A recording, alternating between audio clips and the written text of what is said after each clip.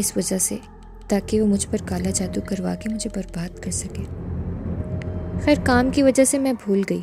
ایک دن میں آفس میں بیٹھے بیٹھے سو گئی تو ایک دم مجھے ایسا لگا جیسے کسی نے میری چیئر کو پکڑ کر ہلایا ہے، مگر جب میں نے دیکھا تو کوئی بھی نہیں تھا۔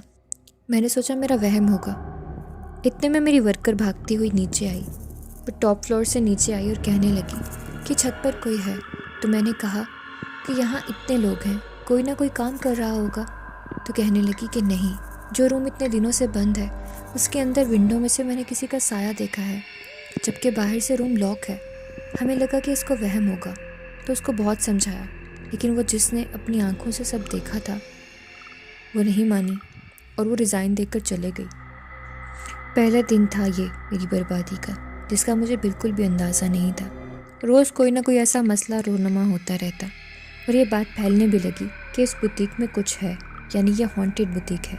میرے کسٹمرز خراب ہونے لگے، لوگوں نے میرے پاس آنا بند کر دیا اور حالات میرے دن بہ دن خراب ہونے لگے اور میں بے وجہ بیمار رہنے لگی۔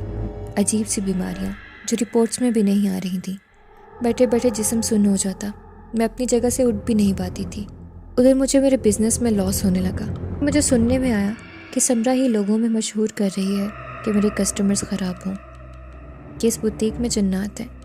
ایک دن میں نے اس کا فیصلہ کیا کہ میں حقیقت جان کر ہی رہوں گی، اور سوچا کہ آج رات بوتیک رک کر دیکھتی ہوں کہ آخر سچائی ہے کیا۔ سب لوگ چلے گئے تو شام کو میں وہیں پر رک گئی، کسی کو بتائے بغیر، کیونکہ میں دیکھنا چاہتی تھی کہ آخر ان رومرز میں کتنی سچائی ہے، کیونکہ اس سے کچھ دن پہلے ہی مجھے عجیب خوفناک سے خواب آ رہے تھے۔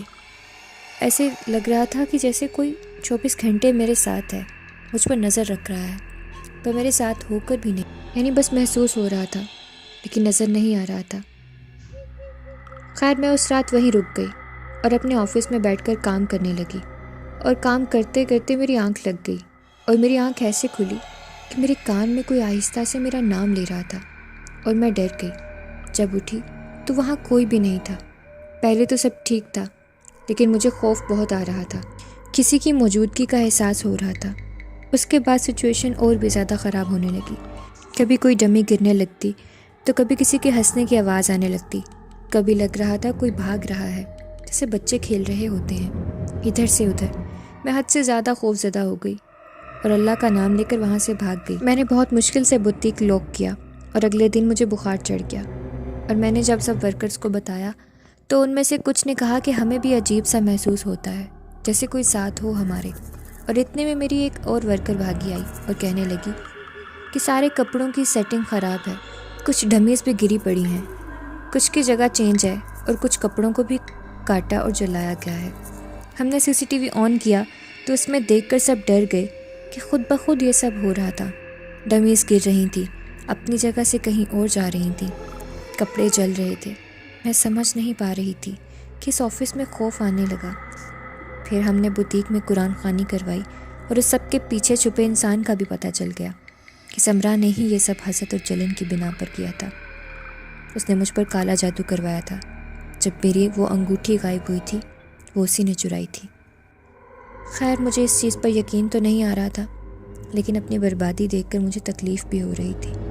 میں سوچ نہیں سکتی تھی کہ وہ اتنا گر جائے گی۔ وہ چاہتی تھی کہ میں برباد ہو جاؤں، مجھے بزنس میں لاس ہو، لیکن اللہ کی کرنی کچھ ایسی ہوئی کہ اس کے ہی بوتیک کو بند کر دیا گیا، کیونکہ اس نے وہاں کا رینٹ پے نہیں کیا تھا، اور میرا ادھار بھی اس نے مجھے واپس نہیں کیا۔ مجھے اس بات کا دکھ نہیں، دکھ صرف اس بات کا ہے کہ اس نے مجھے دوستی کے نام پر دھوکہ دیا، اور سارے علاقے میں اس کی اصلیت سب کو پتہ چل گئی، اور اس طرح سے میرے کسٹمرز دوبارہ آنے لگے، اور اس قرآن خوانی کی وجہ سے وہ جتنے بھی برے اثرات تھے میرے بوتیک سے نکل گئے۔ آج میں اپنی لائف میں بہت آگے نکل گئی ہوں، میرے بوتیک کا بہت نام ہے علاقے میں، لیکن دکھ صرف اس بات کا ہے کہ مجھے میرے ہی دوستوں نے لوٹا۔ اور یاد رکھیے گا کہ ہمیشہ آپ کا برا چاہنے والے آپ کے اپنے ہی ہوتے ہیں۔ اللہ پاک ہم سب کو حاسدوں سے بچائے۔ So that's it for today's video. I hope آپ کو آج کی ویڈیو پسند آئی ہوگی۔ اگر آپ کو یہ کہانی اچھی لگی اور آپ اس طرح کی مزید سٹوری سننا چاہتے ہیں so please go and subscribe my channel and hit the bell icon تاکہ آپ کو ویڈیو کی نوٹیفیکیشنز ٹائم پر ملتے رہیں۔ ملتے ہیں نئی ویڈیو میں نئی کہانی کے ساتھ. تب تک اپنا خیال رکھیں، ہمیں دعاؤں میں یاد رکھیں. اللہ حافظ.